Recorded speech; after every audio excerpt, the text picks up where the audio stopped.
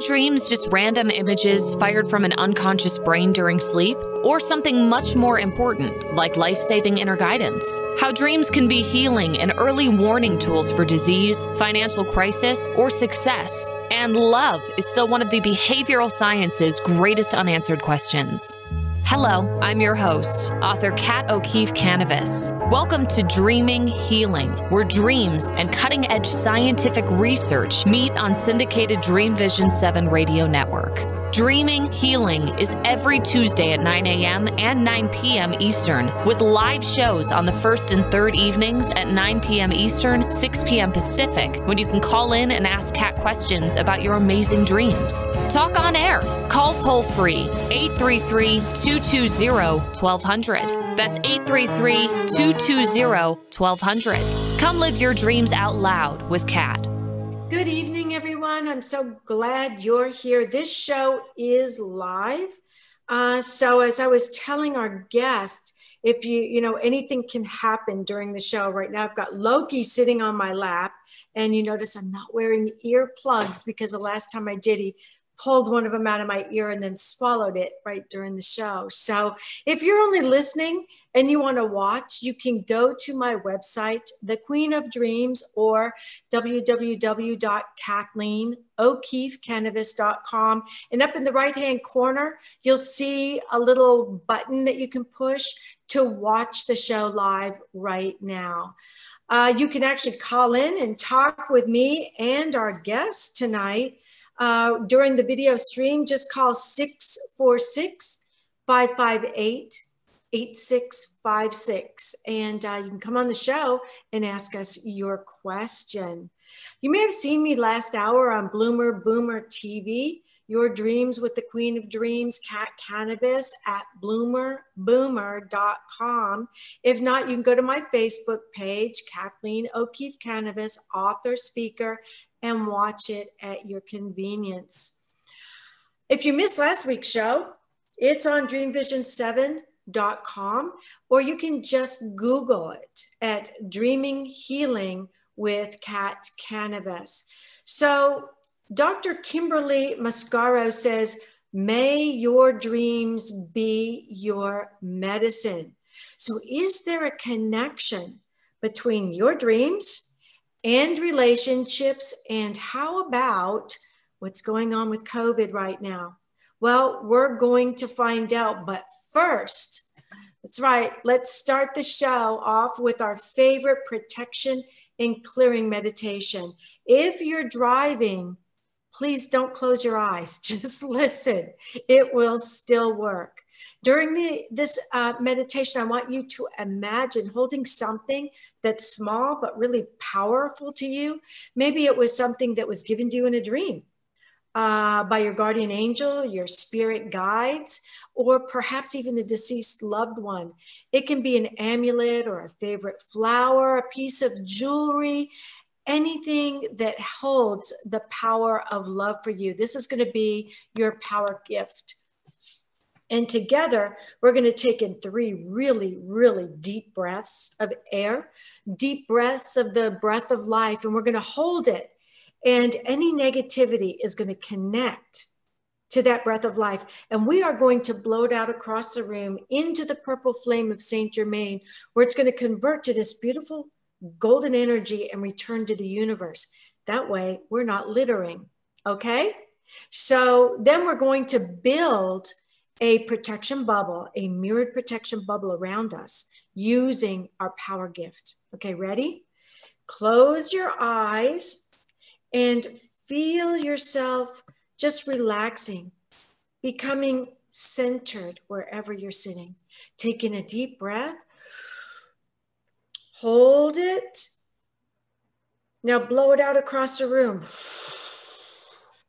into that purple flame of Saint Germain. Again, deep breath in. Imagine any tiny specks of negativity sucked into that breath. Now blow it out into the flame. One more time. Really deep breath. Hold it in. Imagine anything that you said that was negative, something someone said to you that was negative, anything that is not of your highest and best.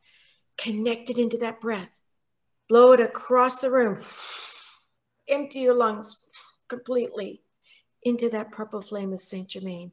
Now imagine holding your power gift in your hand and start swinging it around your head and your body. And you're building this beautiful mirrored bubble of protection around you that only allows that which is of the highest and best to come into your bubble, brought by your spirit guides and guardian angels, and anything else is reflected back from whence it came. We wish it so, and therefore it is. When you're ready, slowly open your eyes. Life has been very difficult these past COVID months. How can our extraordinary dreams help us in our health and relationships? Well, here to help us answer those questions today is Dr. Kimberly Mascaro, and she is the author of Extraordinary Dreams, Visions, Announcements, and Premonitions Across Time and Place. She's a psychologist and licensed psychotherapist, certified guided meditation yoga facilitator, certified hypnotherapist, and the ethics committee co-chair for the International Association for the Study of Dreams. Yes, Dr. Kimberly Mascaro wears many hats, in addition to her role as a spiritually oriented psychologist. Her primary focus is on women's issues, particularly navigating life's big transitions, like now, and dreams. Dr. Mascaro's most recent publication is Extraordinary Dreams, published by McFarland in 2018, and her research on dreams has been presented and published in the USA and Europe. So Kimberly and I met at the IASD, which is the International Association for the Study of Dreams, where we were both presenting on dreams. Welcome to the show, Kimberly. Thank you for having me, Kat. And that was a really lovely guided intro. I enjoyed that. Oh, thank you. Thank you. I was so excited all week having you on the show, because when we were at the IASD, we had such a great time talking dreams, dreams, dreams. And so just having you on the show tonight is just, I'm just, oh, so excited. So tell us, what do you do as the Ethics Committee co-chair of the International Association for the Study of Dreams? Well, that position is new for me. And so the other co-chair, George, and I are looking at the proposals that are coming in, especially dream workshops and things where, you know, people are vulnerable and in these workshops, and they can be highly sensitive because we're sharing our dreams. In a way, we're sharing our soul. So we want to look at these presentations and be sure that they're just, you know, keep to ethical standards and will be safe for everyone to enjoy and participate in. So that's one of the things we do. Mm-hmm. One of the main things we do, I should say. Mm-hmm. And when is the next IASD convention? Well, it's mid-June. You know, we hope it's going to be in person. COVID will determine that, but it's in mid-June 2021 in Ashland, Oregon. So it will be a beautiful setting. And as you know, these conferences are large, and it's dream work and dream talk 24/7 for several days. So I just love being there. So I'm really excited about our next, you know, big annual conference, and hope we can all be together in person. Oh gosh, that would be such fun again. So those of you watching right now or just listening, you can go and you can probably just Google the IASD 2021 Dream Conference and get all the information there. Is that right, Kimberly?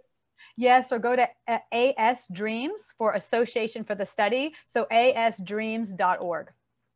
Okay, so let's talk about your extraordinary book.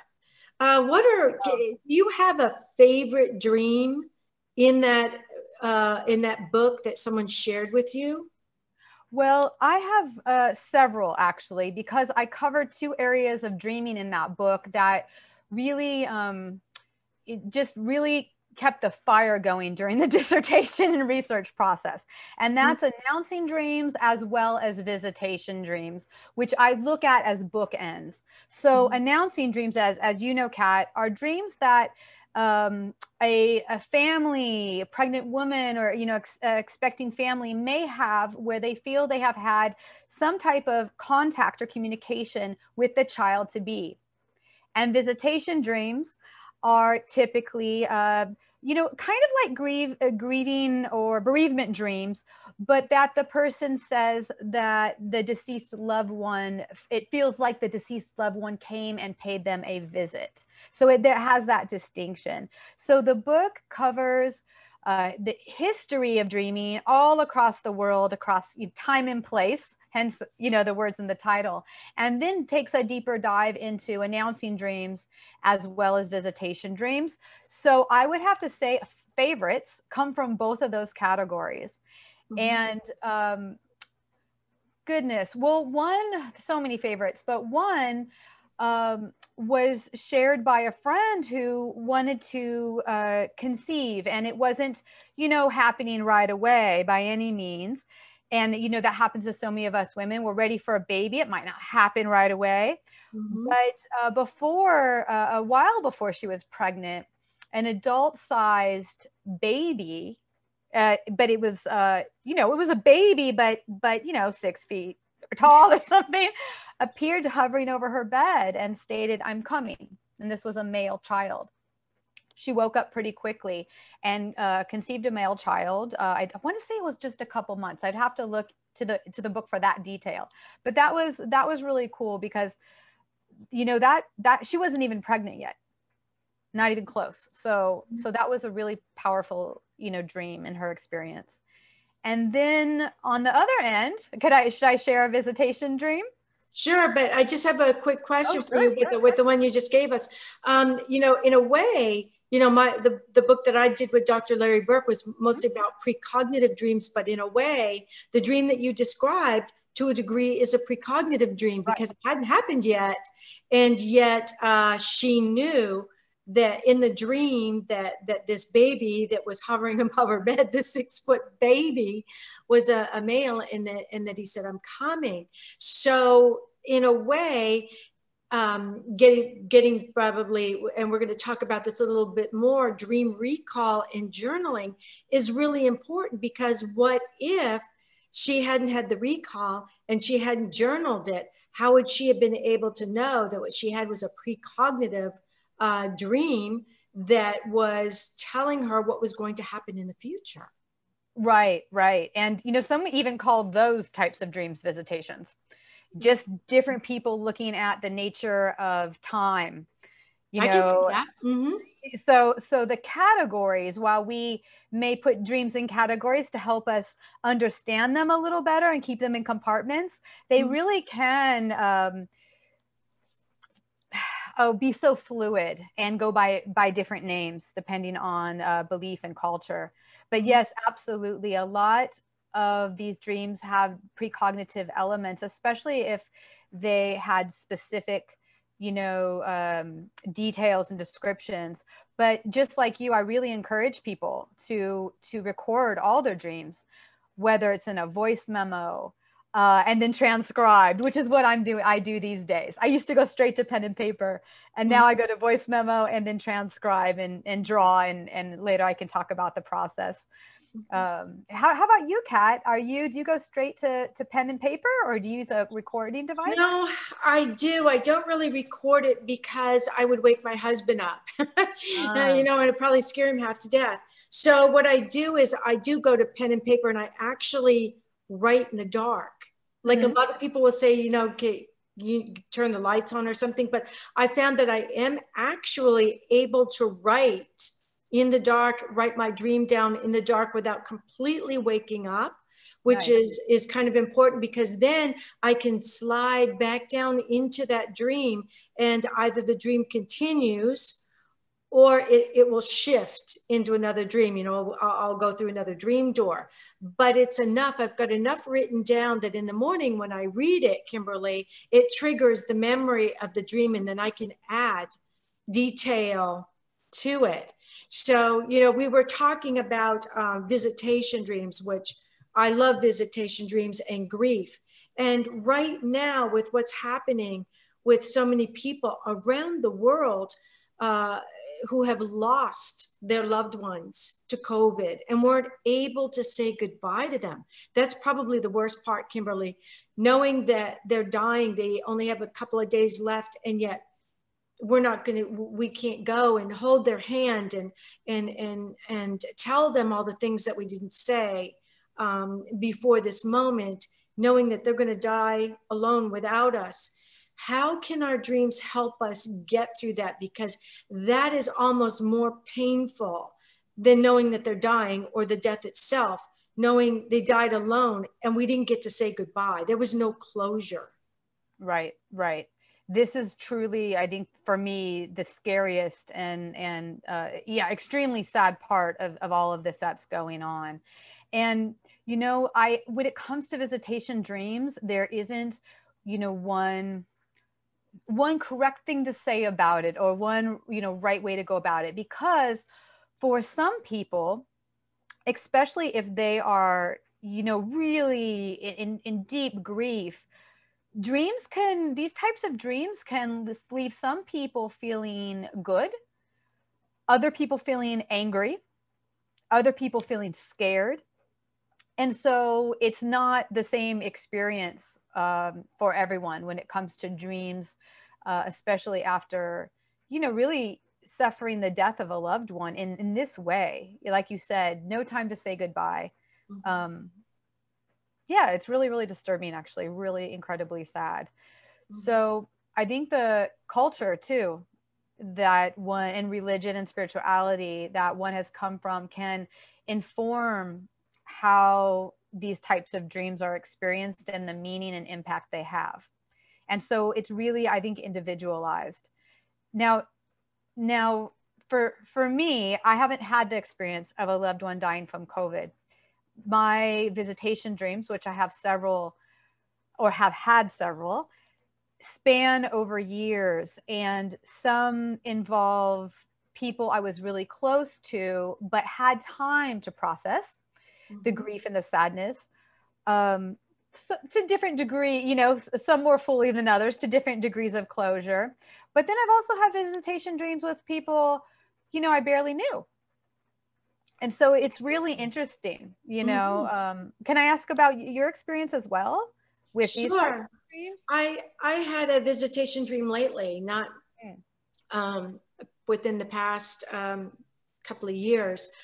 One of my best friends had leukemia. We didn't know it. She was actually my tennis partner, and she started passing out. And my first response was, well, you know, something's wrong. Maybe she's got really low blood pressure. You know, the older we get, Kimberly, the more body parts start to need a little oiling or changing, or, you know, cranking up or cranking down. And so I just figured, oh, she probably got low blood sugar or something. So she went to the doctor and got tested. Turned out she had a very rare type of leukemia and was going to go through bone marrow transplant. Well, I was out in California at that time. This was up on Cape Cod, and she ended up being quarantined for that procedure, and she didn't survive. She died. And I felt so badly, because she'd been with me through all of my breast cancer, all three of them. Yeah. Every single time I came down with it, she was there. And the one time that she had something, I couldn't be with her. Her family really couldn't even be with her. She was quarantined. And I was a little angry about it, Kimberly. I got to tell you, I was a little angry with the Lord a bit about that. Why would you let my friend die without me being able to be with her, to say goodbye or whatever? And one night I had a dream, and in the dream, I was on the streets of Boston, cobblestone streets, so you can't miss them. And I looked around and she walked up to me, and Kimberly, she looked great. All of her hair was back because she had lost all of her hair. Her hair was shiny and blonde. It was sunny outside. And she looked at me and she said, "Want to get a martini?" And I said, "Well, yeah," because we were like the martini queens. After every tennis match, we had to go have our martinis. And we walked into Legal Seafood in Boston, and they have this gorgeous bar, and we sat up at the bar and we were people watching like we always did. And I ordered my martini, and when the martinis came, her martini only had shredded vegetables in it, and mine was a regular martini. And I said to her, "Your martini doesn't have any vodka." And she says, "Yeah, I know. I gave up alcohol, but I wanted to have a drink with you too." And then the dream shifted. So the next part has a little bit to do with the recall, but also your journaling, dream recording and journaling. When I woke up the next morning, I wrote down all the details. And the next time I saw her husband, I read the dream to him. And he said to me, "That's really interesting," he said, "because when she found out that she had leukemia, she gave up all alcohol. And she mostly just munched on vegetables because she was sick a lot from the chemotherapy. And so I didn't know that. And yet I had, what's really strange, Kimberly? My phone just turned itself on and it's recording us all by itself. Interesting. Isn't that? Maybe we're having a visitation right now. Oh, that was strange. I'm not even touching it. I'm just watching the time. So what happened during these types of discussions. So it's just amazing. Woo. But don't go away, audience. We've got to take a quick break. And when we come back, we're going to talk about journaling and recording and recall. And we're going to talk about sketching dreams and all kinds of great stuff. So don't go away. What if dreams can diagnose your life? What if we can meet the love of our life in dreams? Join host Kathleen O'Keefe Kanavos, the #1 internationally best-selling author of Dreams That Can Save Your Life, written with Duke University medical doctor Larry Burke. Dreaming Healing is where we'll explore dreams, research, and interpret dreams from you, the caller. Dreaming Healing shows can be heard every Tuesday at 9 a.m. and 9 p.m. Eastern, with live shows on the first and third evenings at 9 p.m. Eastern, 6 p.m. Pacific Time on syndicated Dream Vision 7 Radio Network. Come live your dreams out loud with Kat. Ever had a strange dream? Nautilus Award winner, Dreams That Can Save Your Life, Early Warning Signs of Cancer and Other Diseases by Kathleen O'Keefe Kanavos and Duke University radiologist Dr. Larry Burke, forward by Dr. Bernie Siegel, shares how people like you self-advocated in the face of adversity and won using dreams. Read life-saving dream stories validated by medical reports. Hear how dreams of dead loved ones saved lives. Use interpretations and journaling as roadmaps in your waking world for health, wealth, and love. Dreams That Can Save Your Life, Early Warning Signs of Cancer and Other Diseases. Buy the audio and book at KathleenO'KeefeKanavos.com in English and Italian worldwide and through Amazon, Barnes & Noble, and other retailers. Have you met your physician within yet? The Nautilus and multi-award-winning book, Surviving Cancerland, Intuitive Aspects of Healing, is a memoir that takes you down the rabbit hole of healing dreams and interpretations, mixed with conventional medicine and treatments. Listen to the hookah-puffing caterpillar ask, "Who are you?" Dr. Bernie Siegel says Kathleen's story is powerful, honest, and eye-opening. Surviving Cancerland, Intuitive Aspects of Healing by 3-time breast cancer survivor Kathleen O'Keefe Kanavos. Buy the book and audio at KathleenO'KeefeKanavos.com and worldwide through Amazon and other retailers. Darkest hours to brightest moments, transformation from despair to happiness, and chaos to clarity. Real people, real pain, real healing. Life-threatening illness, death, abusive relationships, divorce, and overcoming addiction are challenges these men and women faced head-on. See how they emerged stronger and happier. Buy the new book, Chaos to Clarity, Sacred Stories of Transformational Change by Reverend Patricia Caginello and Kathleen O'Keefe Kanavos. Available on sacredstoriespublishing.com and worldwide through Amazon and other retailers. In a world facing annihilation, a miraculous African nun rises to become the first female pope through a web of war, murder, and betrayal. Loved by some, hated by many, she becomes the deadly target of Islamic terrorists and her own cardinals as she introduces a new vision that will either save humanity or accelerate its destruction. 4 people must race against a nuclear holocaust to learn her astonishing secret. Pope Annalisa is available at petercanova.com, Amazon, and other online booksellers and bookstores worldwide. This is Dream Vision 7 Radio Network, uniting mankind with universal love. Our shows are created from the heart, bringing each listener to a place of divine enlightenment. Breathe, relax, and enjoy. Let life flow.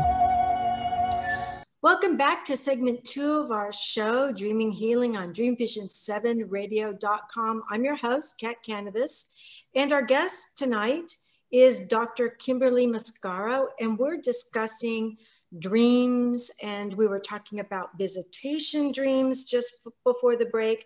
So, Kimberly, I wanted to ask you about dream incubation. What is that, and how can our listeners do that? Well, some nights I want my dreams to show me something I might need to see, or guide me in a certain direction, giving me help and support in some way. So with that in mind, I might incubate a dream. And the way we can go about that is really setting the stage for a good night's sleep, thinking about sleep hygiene, not eating heavy, greasy food before bed, spending some time maybe meditating on what we want out of the dream. And then the way I like to incubate or bring in a dream is to write a question I might have down on a 3x5 card or piece of paper, and either place it under my pillow or read it or repeat it as I fall asleep, so that my mind is thinking about what I want to know or understand in the dream. So instead of just going to sleep and hoping we get a dream, why, in support of what we need, why not directly ask? Why not directly incubate or cultivate that? So some things, I've done are more open-ended, type of questions, like, show me something I need, for my health. Other things might be more direct, like, I want to have a visit or a dream meeting with this loved one I miss. And then I'll keep that image and make that statement over and over in my mind. Sometimes these have led to lucid dreams, and other times these lead to nothing. Mm-hmm. And, if I wake up with poor recall, and other times I'll wake up to thinking, okay, I think I got a message there, to varying degrees of clarity, depending on how skilled we are and all that. That's interesting. Yeah. So it's in a way, it's a little bit beyond just setting your intention. It's an actual focus. And then just as a bird incubates an egg, you kind of sit on or snuggle up with your dream intention and incubate it through the night. And then, of course, that's where journaling comes in. Again, journaling is so important. We all have these wonderful dreams, but if we don't write them down, how do we know if they're coming true? And that's where we're going to get into dream recording. So I'd like to ask you about that, although we had a little bit of that just before our break, where my phone suddenly turned itself on and was recording everything we were saying. And I was nowhere near it. It just decided to join into the conversation. So let's talk about dream recording and journaling. what are your feelings about recording your dreams, verbally recording them? Do you think it's as good as writing it down? Well, I encourage people to do what feels easiest, what they're going to actually do. Mm-hmm. And there's different ways people go about that. So I just wanted to backtrack 1 second and say, I feel that dream incubation is more than just setting the intention. And it's, you know, that greater preparation. I like to bring a behavioral, an action step into that. But part of that is getting my dream journal and my phone and pen and everything right there by my bedside. Mm-hmm. So I've been better though about keeping the phone a little further away. For me, I started writing my dreams immediately. And later I had the motivation, later doing a little more of what you described, maybe just getting some of the gist of it and filling in details later. Mm-hmm. And then when I was just feeling unmotivated, I decided, well, let me see what it's like to use the voice memo app on my phone. And so far I've been doing that. But I would say that personally, I can't say one may be better than the other, because what's more important is it for me is that it just happens, that we need to get the dreams down. So I'll just show you. I like to use like just art. I mean, I cover them in stickers people give me, but art notebooks, you know, and, you know, let's get a little closer. Voila, you know, just start writing stuff down. And the paper, which you can't see on screen, but it's a mixed media. So these are just notebooks I would get in an art section or at an art store, a craft store. I like the mixed media one so that if I want to draw, use a Sharpie, for example, you know, I have a bag of Sharpies and I just go to them, that I can do little drawings and doodles in these things, and they're there. So you don't have to be an artist, clearly. You know, here's another just a quick doodle that gives me the gist of what's going on after I recorded the dream. And so whatever you can do, if you want to go from recording your memo to then transcribing later, if you're really into it, great. Others say just in the middle of the night, if you can just write down the key points, fill it in later. Robert Moss taught me to give the dream a title. Mm-hmm.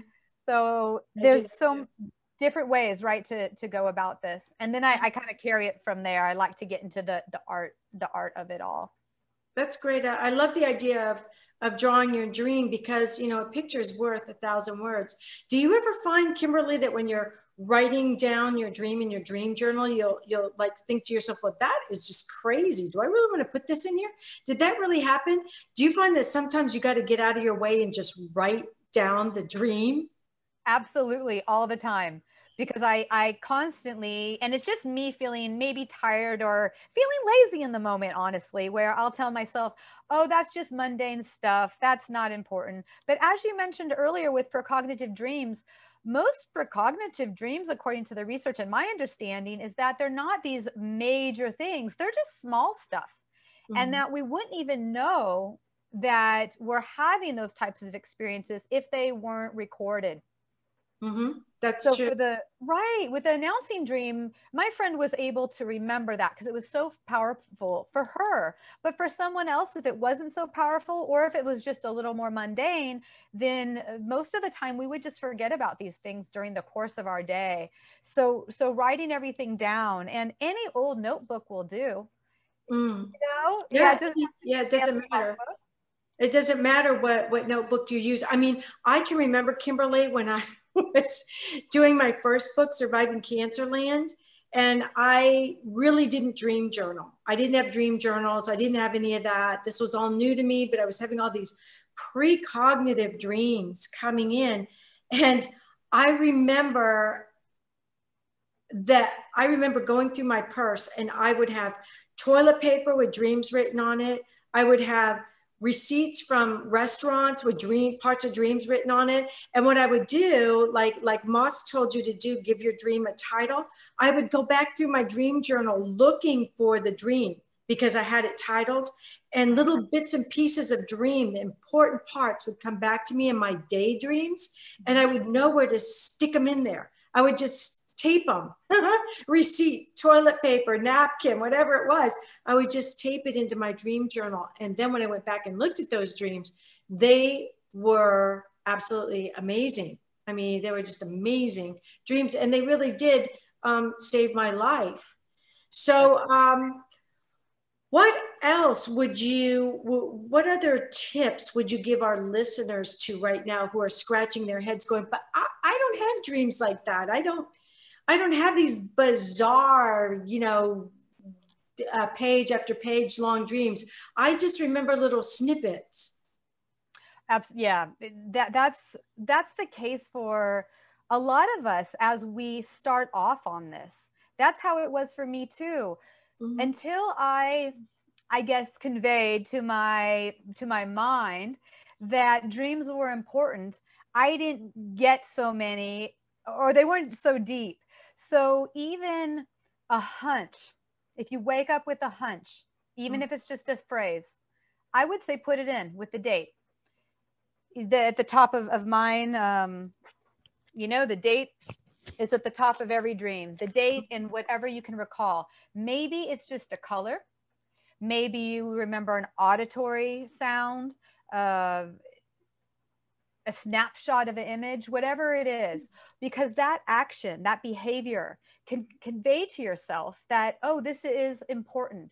This is something that, a skill I want to grow, a practice I want to continue. Mm-hmm. And then I've found that with doing that, I'll get a little more and a little more and a little more.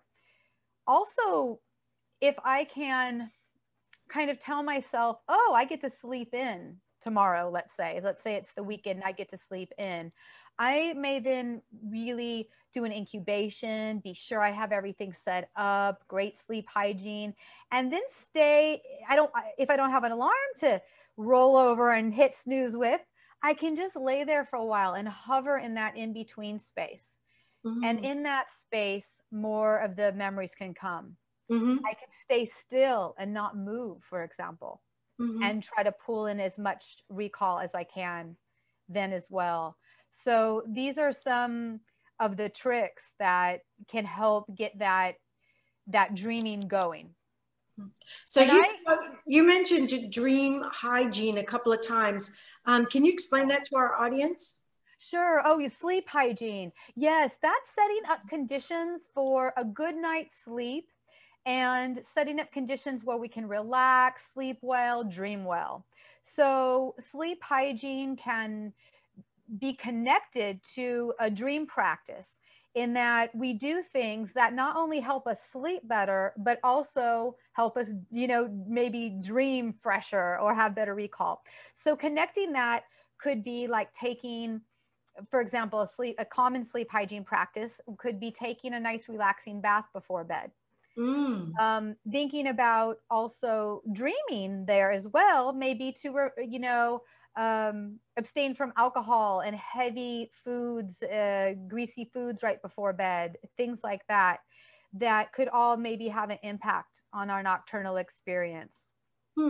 Interesting. I never, I don't drink alcohol that much. I just used to have martinis with my friend on certain occasions, but I would imagine the sugar from alcohol would definitely keep you from sleeping well. I mean, you're going to be like so hyped up off that sugar, you may not have really good dreams. But what I have found is if there's information that I needed to know, my dreams always found a way to give it to me, even if I was totally zonked out on chemo.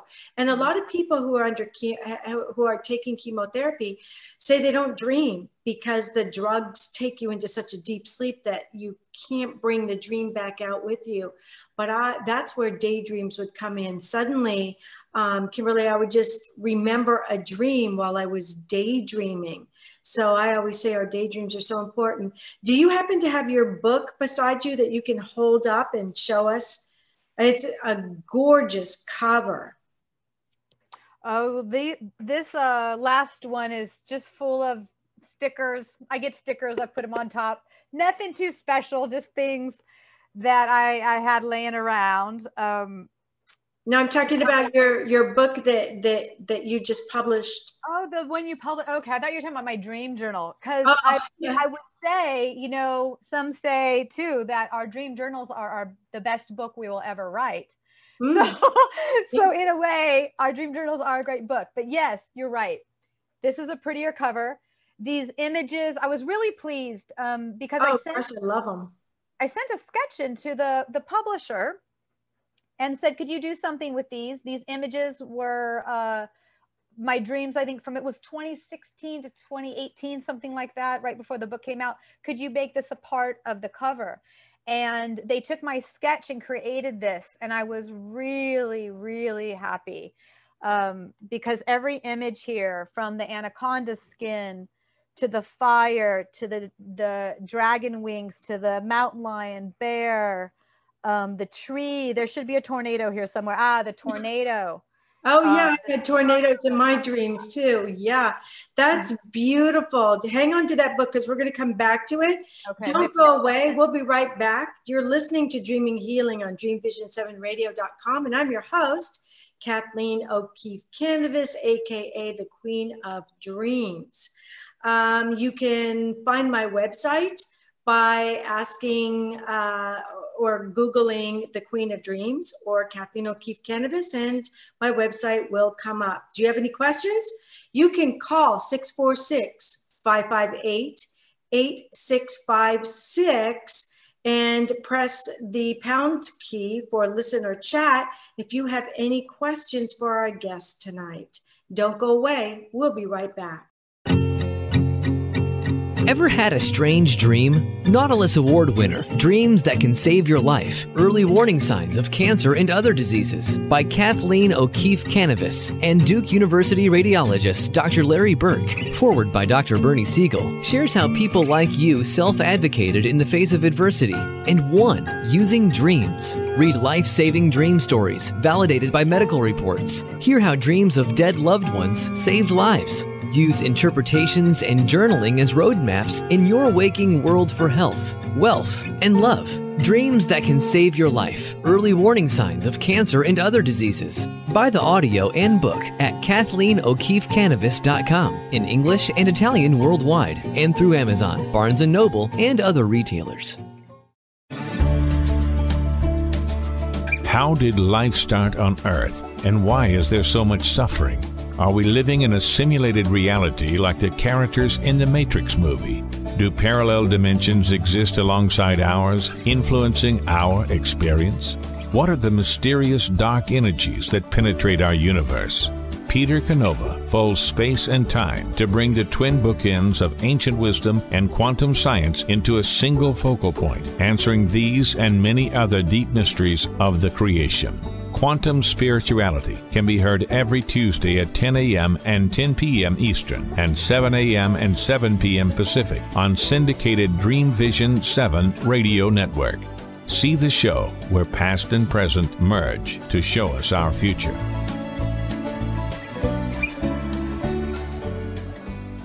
What if dreams can diagnose your life? What if we can meet the love of our life in dreams? Join host Kat O'Keefe Kanavos, the #1 internationally best-selling author of Dreams That Can Save Your Life, written with Duke University medical doctor Larry Burke. Dreaming Healing is where we'll explore dreams, research, and interpret dreams from you, the caller. Dreaming Healing shows can be heard every Tuesday at 9 a.m. and 9 p.m. Eastern, with live shows on the first and third evenings at 9 p.m. Eastern, 6 p.m. Pacific Time on syndicated Dream Vision 7 radio network. Come live your dreams out loud with Kat. Have you met your physician within yet? The Nautilus and multi-award-winning book, Surviving Cancerland, Intuitive Aspects of Healing, is a memoir that takes you down the rabbit hole of healing dreams and interpretations, mixed with conventional medicine and treatments. Listen to the hookah-puffing caterpillar ask, "Who are you?" Dr. Bernie Siegel says Kathleen's story is powerful, honest, and eye-opening. Surviving Cancerland, Intuitive Aspects of Healing by 3-time breast cancer survivor Kathleen O'Keefe Kanavos. Buy the book and audio at KathleenO'KeefeKanavos.com and worldwide through Amazon and other retailers. Why are we here? How can we be happy? Questions asked from millennials to boomers. Crappy to Happy, Sacred Stories of Transformational Joy answers them using true stories of grit, grace, and love. James Redfield, author of The Celestine Prophecy, wrote in the foreword, "This book is a seminar about emerging truths and offers grounded solutions through the art of the comeback." Dr. Bernie Siegel, a contributing author, wrote, "Bodies die, but spirits and consciousness survive and recycle." So, grab some tissues, open your book, and prepare to cry and laugh till it heals. Crappy to Happy by Reverend Ariel Patricia and Kathleen O'Keefe Kanavos. Available from Amazon, Barnes & Noble, and booksellers worldwide. This is Dream Vision 7 Radio Network, uniting mankind with universal love. Our shows are created from the heart, bringing each listener to a place of divine enlightenment. Breathe, relax, and enjoy. Let life flow. Welcome back to the last section of our show, Dreaming Healing on dreamvision7.com. I'm your host, author and video podcaster, Kat Kanavos, and our guest tonight is author Dr. Kimberly Mascaro, and we're discussing dreams, dreaming, and healing. Just before the show, Kimberly shared the cover of her book with us, which is just beautiful. And so, Kimberly, I want to ask you, what made you decide to write a book about dreams? Because we all dream, and so many of us write down our dreams and keep a journal, but very few of us actually write books about it. What made you decide to write one? Well, I've always been interested in kind of the fringe, if you will, of dreaming. And like I was saying, the announcing dreams were so interesting to me that not only did I spend, my doctoral research focused on this topic, but I decided, yes, I want to get this out there. Not a lot of people were talking about it, but people experience one dream and will make a major life decision because of one dream. Now, of course, Kat, you're a strong dreamer. You're talking about remembering dreams through chemotherapy and other things. I consider you such a powerful dreamer. But for other people, that's not right. That's not always the case. And it wasn't always the case for me. I felt like through practice, my dreaming grew. So when I learned that people would make one major life decision as a result of dreams, I was really, really fascinated. Now, I know in some cultures, people will decide the business they go into, who they marry, things like that, based off of a dream. Mm-hmm. But the women I were talking to were telling me that they had made decisions about whether they were going to continue a pregnancy or other medical decisions based off of a dream. And I thought, okay, a family member had a powerful announcing dream experience, a couple actually. And I thought, I want to write about this. And what's so cool is that I was interested the entire time, all the years I was researching this. I kept my interest. And then it also grew into an interest of Visitation Dreams, and then hence the book. That's a great story. Can you hold your book up for us again and tell us where we can find it? Yes, this book was, let's pull it back a little. There we go. There's the whole thing. And then I'll bring it in a little so you can really see that central image. I love that cat. I love so much. Yes, McFarland published this, and I was so impressed, with the work, the design team, the work they did. So I'm working on a second one, but you will, I guess before I share a little about that, I wanted to just share one more thing about dreams, because and the journaling process and the whole process of getting into personal dream work, our own dream work, is that sometimes, especially if we're starting out, or for me, just on average nights, I'll get all kinds of puzzling dream images that I just jot down. And a lot of times it's like, well, what does this mean? So years ago, I led a dream group. It was in the San Francisco Bay Area called the Dream Salon. And I made a cheat sheet for the attendees, which had the perspective, like, for example, Freudian, Jungian, developmental, cognitive, neurobiological, evolutionary, the different dream perspectives with that particular theory or hypothesis, and then the description or function of those. And so sometimes I have fun, and this just might be the research or scholar nerd in me, but sometimes I have fun with a dream that I cannot interpret to save my life, looking at those, so for example, if I'm thinking of the evolutionary perspective, I might think of like, well, how does this dream help me solve problems or adapt to current life situations? Or I might look at the dream from the perspective of the Holland-Nordby continuity hypothesis. How is this dream similar to my waking life concerns? And there's other theories, of course, but these are just ways I look at it. I don't spend much time, though, with the neurobiological perspective or the activation synthesis hypothesis, as you probably could guess, because that's just going to tell me that my brain was firing random electrical impulses. And I often, let me back up and say, sometimes I could say, all right, sure, I watched this movie before bed. I didn't sleep well because I ate something greasy, so I'm tossing and turning. And here's what I'm left in the morning. But of all the things I saw in the film, of all the things I processed in the day, why am I only recalling that one piece? So then I do take it more seriously, and I take it to the next level and try to do my own interpretation based off some of these well-known theories in dream research. So I just wanted to share that. Yeah, that's great. I always say our dreams are often a microcosm of our waking world. So sometimes when you see a vampire in your dream and it's chasing you up and down the halls and trying to bite you, you kind of need to ask yourself, was that my workplace? Was that my relationship? Do I have somebody who's literally sucking the life out of me? It's amazing how our dreams talk to us with those signs and symbols. So Kimberly, can you share your website with us so our audience can go there and learn more about you? Sure. And that is consciouschimera.com. So that's the word conscious, CONSCIOUS, and then chimera. Oh, let's see.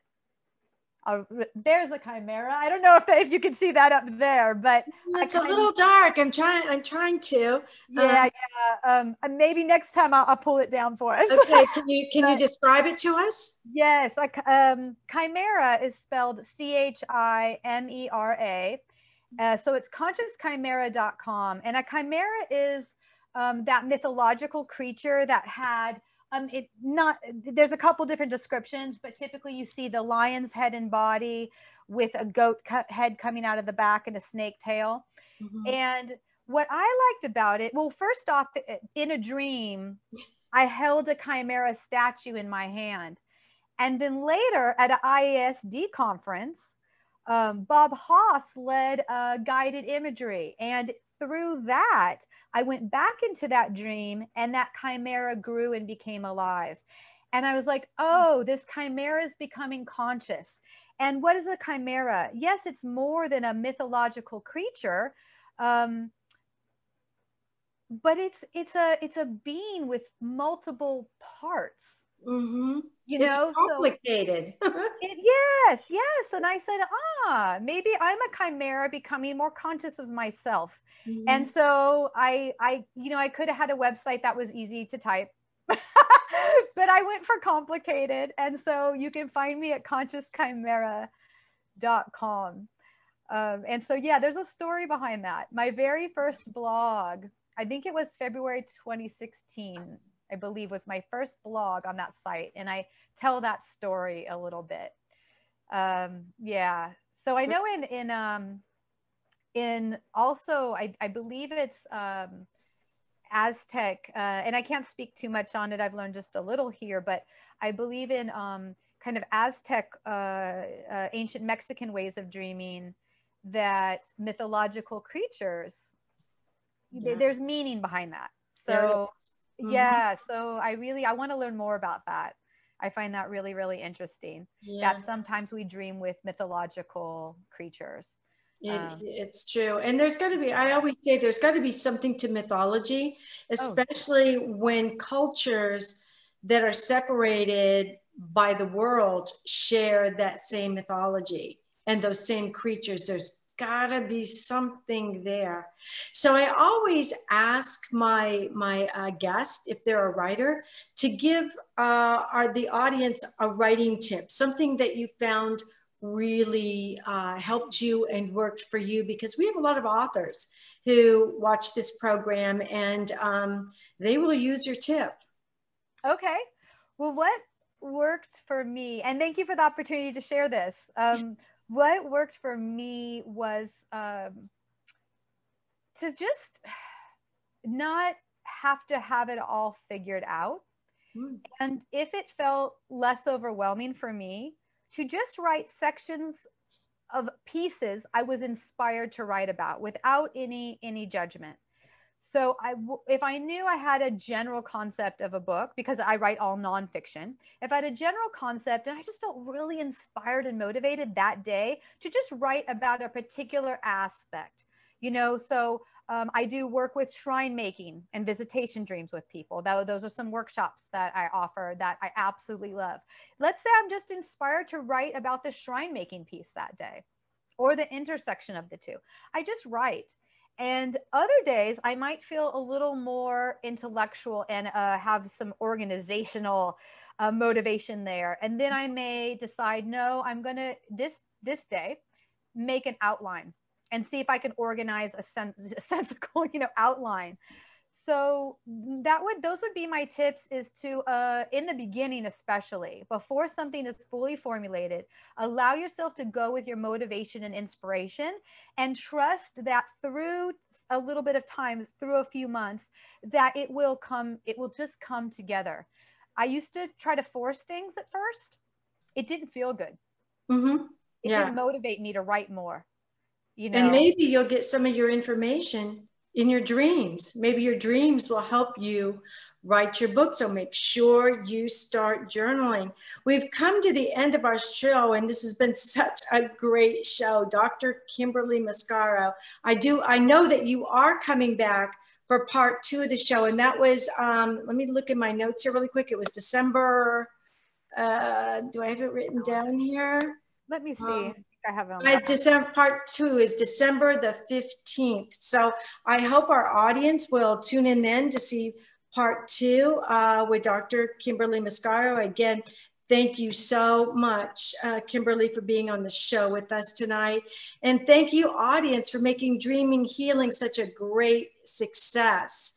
If you'd like to share some dreams with us, and maybe Kimberly and I can go over them the next time, you can email them to my website. Again, go to my website, KathleenO'KeefeKanavos.com. And if you're a writer who would love to be in the 3rd Sacred Stories of Transformation book series, in which I am collaborating with Sacred Stories Publishing and Dennis Potoko, CEO of BizCat 360 Magazine, and Gina Mazza of Creative One Marketing and Advertising and Public Relationships, go to sacredstoriespublishing.com/book project, or the right upper hand corner of my website, and you can click on there, and I believe there it's now being advertised. So this show will be blogged on Pathos, Above and Beyond the 5 Senses, and made into an article for BizCat, Living Your Dream. Until next time, remember, everybody dreams, but some dreams save lives. Good night. Thank you for joining us this evening. And a big thanks to our producer, Tune in next time to Dreaming Healing for more cutting-edge research, live dream interpretations, and stories with radio host and award-winning author Kat O'Keefe Kanavos. Listen every Tuesday at 9 a.m. and 9 p.m. Eastern Time with call-in live shows on the first and third evenings at 9 p.m. Eastern, 6 p.m. Pacific Time on syndicated Dream Vision 7 Radio Network. Remember, everyone dreams, but some dreams save lives. Live your dreams. Find more about Kat at KathleenO'KeefeKanavos.com. That's Kathleen with a K. OKEEFEKANAVOS, or The Queen of Dreams on Google search.